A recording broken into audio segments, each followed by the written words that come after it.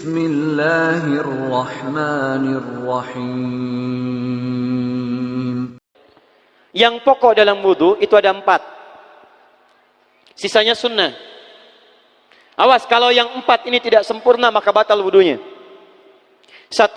Faghsilu wujuhakum, basuh wajahnya. 2. Wa aydiyakum ilal marafiq, ini yang sering keliru. Kalau sholat kamu ingin sempurna maka sempurnakan dulu wudunya. Awas, hati-hati bu ya, bu. Lihat baik-baik. Kata para ahli hadis, kenapa Nabi mengajarkan wudu dulu? Padahal orang ini yang salahnya sholatnya. Kenapa wudunya yang diajarkan? Kata para ahli hadis, ini menunjukkan ada kaitan antara wudu dengan sholat. Kalau orang benar wudunya, pasti benar sholatnya. Kalau orang wudunya salah, akan berdampak pada tidak sempurna sholatnya. Silahkan ibu cek, anak ibu wudunya seperti flash, cepat, kilat. Secepat kilat, itu pasti menunjukkan sholatnya bermasalah. Nah sekarang bagaimana Nabi menunjukkan wudu yang benar? Yuk kita lihat pelan-pelan. Buka Quran surah kelima ayat ke-6, paling kiri sebelah atas. Ayo lihat sini, lihat. Kata Nabi, kalau sholatnya ingin sempurna dimulai dari wudu. Ya ayyuhalladzina amanu, kalimat wudu dibuka dengan kalimat iman. Idza qumtum ilas shalah, kalau kamu ingin sempurna dalam menunaikan salat, faghsilu wujuhakum, maka mulai dengan menyempurnakan wudu. Lihat baik-baik, saya tidak bermaksud mengajarkan, hanya mengulang kembali apa yang kita pelajari. Yang pokok dalam wudu itu ada 4. Sisanya sunnah. Awas, kalau yang 4 ini tidak sempurna maka batal wudunya. 1. Faghsilu wujuhakum, basuh wajahnya. Kalau disebutkan wajah dalam bab wudu, itu tidak ada yang lain kecuali bagian tampak muka. Gitu ya. Kalau yang punya jenggot, itu termasuk janggutnya di selai-selai. Kalau bapak kalau tidak punya jenggot atau belum punya jenggot, tidak usah maksa. Karena sunnah dalam hadis jenggot itu sunnah merawat, bukan menumbuhkan. Silakan buka tentang babul liha, bab jenggot. Itu hadis-hadis tentang sunnah jenggot, sunnah merawat bagi yang punya jenggot. Tapi yang tidak punya jenggot jangan dipaksakan. Beli arang, sok. Beli timun, tidak usah. Ya, tapi kalau ada jenggotnya silakan rawat dengan baik supaya menampakkan nilai-nilai kemuliaan. Tahan. Sekarang kita mulai. Bagaimana cara berwudu yang baik? Perhatikan baik-baik. Kata Quran faghsilu, membasuh wajah, kalimat Qurannya menggunakan kata ghasala. Ghasala itu ambil airnya, tumpahkan di tempat yang dibasuh. Ambil airnya, tumpahkan di tempat yang dibasuh. Mohon izin, tahan sebentar. Mas, sini mas. Punten ya, yang kan bantosan, kadia sekedap. Sifat wudu cuma ada 3. 1, pakai keran. 2, pakai gayung. 3, air yang mengalir. Ya, seperti di sungai, ada air mengalir itu nggak ada masalah. Tapi kalau menggunakan gayung, atau semisalnya, Nabi itu diriwayatkan dalam hadis, itu sangat menghemat air. Bahkan pernah beliau kemudian berwudu, kalau kita kemudian hitung, itu hanya sejumlah pak, seaqua gelas pak, cukup. Atau yang kedua, menggunakan keran ya. Kalau sekarang kita ada keran, contoh ini kerannya. Ya, kerannya agak tinggi sedikit. Dan kita sesuaikan. Ambil airnya. Misal contoh, ghasala itu bukan ditumpahkan, ambil air, tumpahkan di tempat yang akan dibasuh begini. Yang telunjuk itu kemudian menghapus atau menghilangkan kotoran di sela-sela mata, contoh. Yang jempol menghilangkan kotoran di sela-sela telinga bagian belakang di sini. Ya. Jadi kalau misalnya saya mulai ambil airnya, kemudian saya tumpahkan di sini, yang telunjuk membersihkan di jari-jari di sini, di sela-sela mata. Yang jempol kemudian membersihkan di sela-sela di bawah telinga sini. Kemudian di selesai. 1. Tahan sebentar ya, ini praktek dulu sebentar. 2. Wa aydiyakum ilal marafiq, ini yang sering keliru. Dan tangan sampai siku. Ingat, tangan bahasa Arabnya yadun. Tapi dalam ibadah itu selalu diberikan batas. Misal, ini kafun. Ini asabi'. Ini sampai sini rusghun. Sampai sini, Bapak Ibu sekalian, ini namanya mirfaq, jamannya marafiq. Sampai sini katif. Dari sini ke sini itu yad, tangan. Dalam bab salat, bab wudu, bab ibadah, tidak pernah Al-Quran dan hadis menyebutkan tangan kecuali diberikan batasnya. Contoh, kita saat akan takbir, Allahu Akbar. Lihat An-Nasai nomor hadis 886. Kata Nabi, fawada'a kaffahul yumna. Maka orang salat itu meletakkan telapak tangan yang kanannya alal yusra, di punggung yang kirinya. Jadi begitu takbir, Allahu Akbar, yang kanan meletakkan di punggung kiri. Apa batas meletakkannya? Cuman sampai 3. 1, yang telapak ke punggung begini, jadi boleh begini. Yang kedua, pergelangan ketemu pergelangan begini. Rusgun ala rusgin. Jadi begitu takbir, Allahu Akbar, ini boleh. Tapi nggak usah diukur Pak ya, jangan telat. Allah, pas, cepat. Boleh nanti lebih sedikit ke sini. Yang tidak boleh, awas, ini dilarang dalam hadis. Yang tidak boleh kata Nabi, jangan engkau bersedekap seperti orang sombong.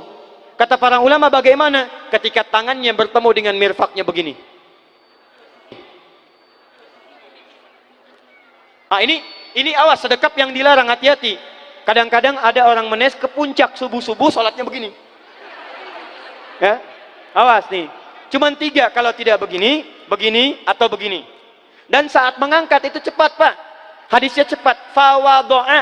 Fa itu di ilmu nahu harfu atfin rabitin baina syai'aini bila hudud. Huruf yang menyambungkan 2 peristiwa tanpa jeda, cepat.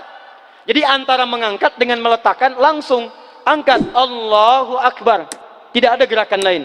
Maaf, saya tidak bermaksud menyalahkan. Saya alhamdulillah ada koleksi 1235 kitab hadis. Saya mencari gerakan dari ngangkat ke meletakkan begini, tidak menemukan gerakan lain. Karena itu jangankan hadis-hadis yang sahih, di kitab hadis palsu pun pemalsu hadis tidak tertarik memalsukan hadis ini. Saking jelas, jadi saat mengangkat langsung begini. Kenapa saya penting terangkan? Karena ada sebagian saudara-saudara kita merasa tidak enak, Ustadz, kalau saya takbir masa kiri duluan, sedangkan kiri kurang bagus, yang bagus kanan. Saya mah pengennya begini aja lah, begitu takbir kanan duluan baru tutup dengan kiri. Jadi begitu diangkat, Allah, kanan masuk, kiri begini tutup. Kadang-kadang kaki naik dikit. Nah, itu maaf, saya tidak bermaksud menyalahkan, tapi saya belum menemukan hadisnya. Dan pemalsu hadis pun tidak tertarik memalsukan hadis ini karena saking jelasnya, angkat tutup. Jelas ya? Nah, sekarang lihat sini. Dalam bab wudu, bahasa Qur'annya mengatakan wa aidiakum ilal marafiq, dari tangan sampai siku. Ila dalam ilmu nahu harful ghayah, huruf yang menunjuk pada tujuan, batas dari ke. Ana minal an sa'adhab min Menes ila Bekasi. Saya setelah ini akan pergi dari Menes ke Bekasi. Jadi saya berangkat dari mana? Menes. Tujuannya kemana? Bekasi. Tujuan dalam bahasa Arab menggunakan ila, harfu ghayah, dari Menes ke Bekasi. Menes ila Bekasi.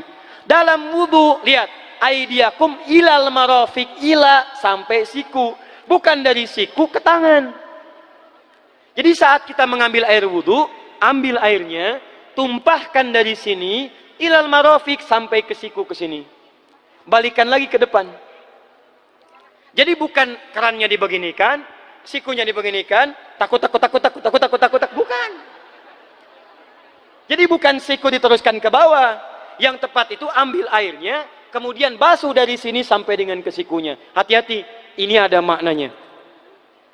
Dan jika benar di hadis Muslim, jika orang wudunya benar seperti ini, maka bersamaan dengan jatuhnya air wudu itu, jatuh pula dosa-dosa dan kotoran yang melekat pada anggota tubuhnya. Tidak cukup dengan amin, nanti kita lihat dulu. Teruskan, saya baru caranya dulu nih. Awas. 3. Wamsahu biru'usikum. Wamsahu, lihat. Untuk wajah pakai gosala, basuh. Tangan gosala, basuh. Tapi ketika berpindah pada yang ketiga, wamsahu, berubah jadi masaha. Tahan sebentar ya. Calik. Duduk sini aja. Lihat sini. Ya, Pilih, duduk di sini atau ngapus. Ah, sudahlah. Datang sendiri, nulis sendiri, ngapus sendiri, luar biasa. Cuman di menes ini. Ini awas, ini penting ini Bu ya, penting. Saking pentingnya susah dihapusnya tuh. Dah sini aja. Masaha. Sudah. Masaha artinya mengusap. Kalau yang tadi membasuh, kalau masaha mengusap. Jadi yang ketiga ini tidak usah dibasuh. Jangan tumpahkan air di tempatnya, tumpahkan airnya kemudian usap tempatnya. Pertama, wamsahu biru'usikum. Masya Allah, kata Allah, bagian ketiga usap kepalanya. Awas, hati-hati. Tangan selesai pindah kemana? Bukan ke rambut tapi kepala. Jadi dalam bab wudu yang diusap bukan rambutnya, kepalanya. Itulah keadilan Allah. Kalau yang diusap kepalanya, semua manusia yang hidup pasti punya kepala. Tapi kalau yang diusap rambutnya, ada ketidakadilan karena tidak semua orang punya kepala, punya rambut. Tuh. Nah, sekarang lihat sini.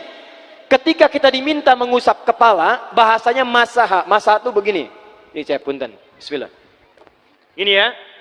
Ambil airnya, tumpahkan, baru kemudian diusapkan ke kepalanya. Paham ya? Kalau yang gosala, ambil, tumpahkan di tempat yang akan dibasuh. Tapi kalau masaha, hati-hati. Ambil airnya, tumpahkan, baru diusap. Jadi bukan diambil air, tumpahkan di kepala begini. Paham? Ah, tahan sebentar. Dan ini menggunakan huruf ba, Masya Allah. Ba, lihat, wajah tidak pakai ba. Tangan tidak pakai ba. Tapi khusus untuk kepala, pakai ba. Wamsahu bi. Huruf ba dalam ilmu nahu. Coba dibuka yang suka ngaji, buka kitab Bughnil Labib an Kutubil A'arib, halaman 29 sampai dengan 59. Di situ ada penjelasan karya Ibnu Hisham Al-Ansari. Itu ada penjelasan tentang makna huruf ba.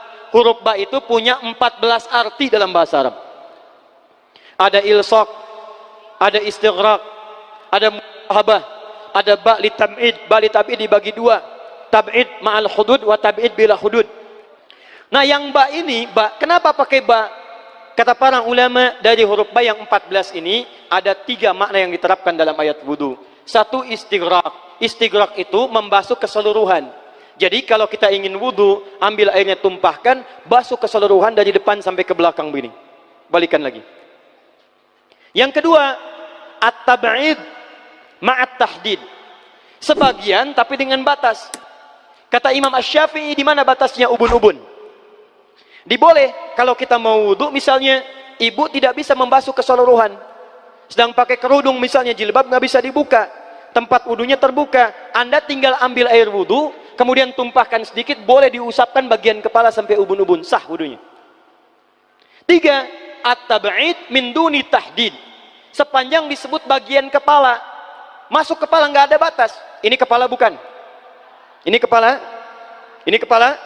Nah, jadi kalau Anda berwudu mengusap bagian kepala, itu sudah sah walaupun bagian tertentu diusap di kepalanya.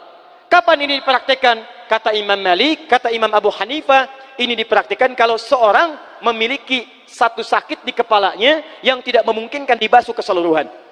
Misal, mohon maaf, ya ada orang misalnya, mohon maaf ya, tiba-tiba sedang jalan di kebun, tuh jatuh duren. Bu, anak duren ya, jangan duren yang besar. Tiba-tiba nimpa misalnya. Duren teh bahasa rangatnya kadu, Bu, ya. Kadupak, kaduhung, ya, dan seterusnya. Kadu. Nah, nimpa kepalanya, bocor misalnya. Kemudian dalam bocor itu diperban, kata dokter tidak boleh kena air. Saat bagian kepala yang tidak boleh kena air itu, bukan berarti wudunya kemudian bisa batal atau boleh tayamum karena tidak bisa mengusap kepala. Kata para ulama, boleh dia mengusap bagian kepala yang lain yang tidak terluka. Itulah kenapa Allah memberikan huruf ba di sini untuk kemudahan bagi kita dalam menunaikan wudu. Tapi pastinya yang dibasuh kepalanya bukan rambutnya. Jadi kalau ada laki-laki sudah dandan, sisiran, rapi, tiba-tiba keran dibuka, yang diusap cuma rambutnya, ulak. Nah, itu batal wudunya. Tidak sah. Harus diulang. Terakhir kaki. Kaki dibasuh sampai dengan bagian mata kakinya, dan ini tidak perlu saya terangkan karena mudah bagi kita untuk mempraktekannya. Tapi yang ingin saya jelaskan satu ini saja. Perhatikan baik-baik. Yang 4 ini wajib wudu. Tambahannya sunnah. Niat dimasukkan dalam wajibnya. Lihat sini. Kumur-kumur sunnah. Telinga sunnah. Istinsyak sunnah. Yang 4 ini wajib. Tapi terlepas dari wajib dan sunnahnya, perhatikan baik-baik. Kenapa ini disebut dengan wudu? Dan hebatnya Al-Quran mengistilahkannya dengan toharah. Toharah. Apa itu toharah? Apa itu suci? Toharah. Apa itu toharah? Suci. Apa itu suci? Toharah. Ada toharah, ada nadhafah, itu beda. Kalau nadhafah, bersih luarnya, tapi belum tentu bersih dalamnya. Bisa jadi luarnya bersih, tapi dalamnya najis. Misal, hewan yang paling najis apa? Yang haram. Misal, hewan tadi itu, hewan babi misalnya, misal, dibersihkan, dimandikan, disisir, sampai bersih. Bersih tidak? Bersih, bersih. Tapi halal tidak? Suci tidak? Tidak. Al-khinziru nadhifun walakinnahu ghairu tahir. Babinya bisa bersih tapi tetap tidak halal, tidak suci dia, tetap haram, tetap najis. Paham? Tapi kalau bersih luarnya dan suci dalamnya, maka kalimatnya berubah dari nadhafah jadi toharah. Toharah. Orangnya disebut dengan tahir. Kalau rajin dikerjakan disebut dengan mutatahhir. Wudu dalam Quran disebut dengan toharah. Seakan-akan memberikan pesan, maaf, orang yang wudu itu bukan hanya bersih fisik luarnya saja. Jadi kalau orang wudunya bersih, bukan cuma wajahnya yang bersih. Kalau wudunya benar, bukan kotoran di tangan saja yang hilang. Tapi mohon maaf, fisik-fisik dalamnya itu ikut suci. Fungsi tangannya jadi bersih, fungsi wajahnya jadi bagus, fungsi lisannya jadi bagus. Makanya kata Nabi, kalau orang benar wudunya bersamaan dengan air wudu yang menetes, maka tumpahlah kotoran-kotoran di bagian fisik-fisik tubuhnya. Jadi kalau kita benar wudunya kumur-kumur, kukumur, masukkan misalnya, masukkan, keluarkan, bersamaan dengan keluarnya air itu, maka kotoran-kotoran di lisan pun ikut keluar. Tangan dibasuh, bersamaan dengan dibasuhnya tangan, fungsi tangan yang kotor-kotor itu ikut hilang. Hadis Muslim. Makanya orang yang setelah selesai wudu dia berdoa, apa wudunya? Apa doa wudunya? Asyhadu an la ilaha wa asyhadu anna Muhammadan Allahumma minat waj'alni minal, lihat sini, minal mutatahhirin, minat tawabin. Lihat. Bapak Ibu kan baru wudu, tapi kenapa doanya selesai tobat? Allahumma ja'alni minat tawabin. Ya Allah, jadikan saya termasuk orang tobat. Kita kan baru wudu, kenapa doanya baru selesai tobat? Sedangkan tobat itu mengakui kesalahan, menyesali kesalahan, dan berjanji meninggalkan yang salah, mengganti dengan yang baik-baik. Makanya kalau orang wudunya benar itu, begitu dia kumur-kumur, dia ingat kesalahan apa yang dikerjakan oleh lisan ini. Jadi begitu kemudian ditumpahkan airnya, hilang kotorannya. Maaf, yang suka mencela wudu, selesai wudu tidak akan mencela lagi karena tobat dari celaan.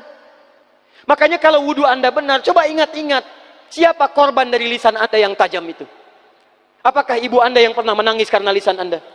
Apakah ayah Anda yang kecewa karena kalimat-kalimat Anda? Apakah tetangga Anda yang menjauhi Anda karena kata-kata kotor Anda? Kalau tiap hari Anda wudu, tapi kemudian lisan Anda masih kotor juga, ada yang salah, Anda cuma menghabiskan air untuk menghilangkan kotoran di lisan. Itu tanda pertama.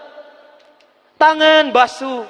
Makanya orang yang wudunya benar, tangannya tidak akan berbuat yang kotor lagi sampai ke ujung kakinya. Karena itulah ibadah ini disebut dengan wudu, seakar dengan kata dau. Kata para ulama, mereka sebagian mengatakan dau artinya cahaya, dau artinya sinar, dau artinya al-husnu, baik budi pekerti. Kalau orang benar wudunya, bertambah sinar di tangannya, sinar di wajahnya, sinar di lisannya. Apa sinar itu? Di dunia sinar-sinar amaliyah kebaikan, sifat-sifat baik, di akhirat pancaran-pancaran kemuliaan. Satud'a ummati yaumal qiyamati ghurral muhajjalin. Akan dipanggil umatku di hari kiamat dengan banyak cahaya melekat di tubuhnya.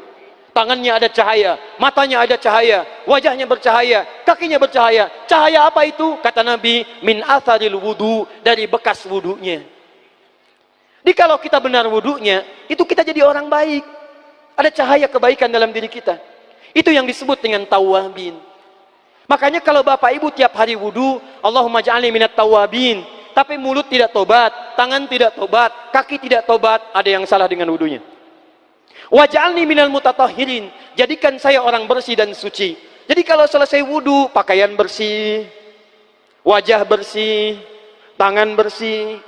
Ini pakaian bersih, pakai jas, pakai dasi, tapi tangan tidak bersih, korupsi juga, mencuri juga, menipu juga, ada yang salah dalam wudunya. Kalau kita bisa mengerjakan wudu ini dengan baik, maka naik status kita.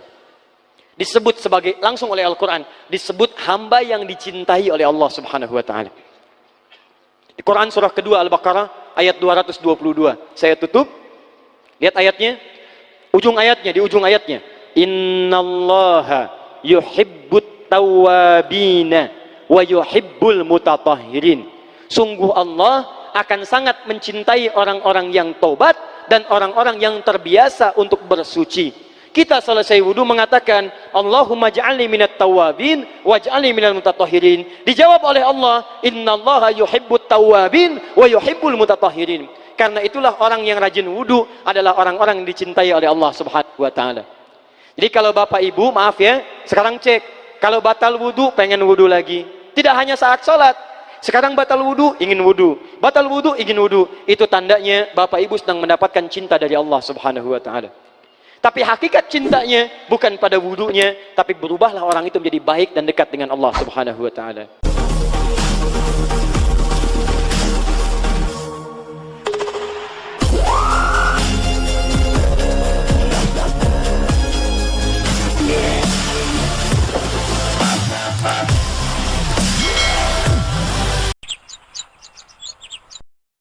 Bismillahirrahmanirrahim.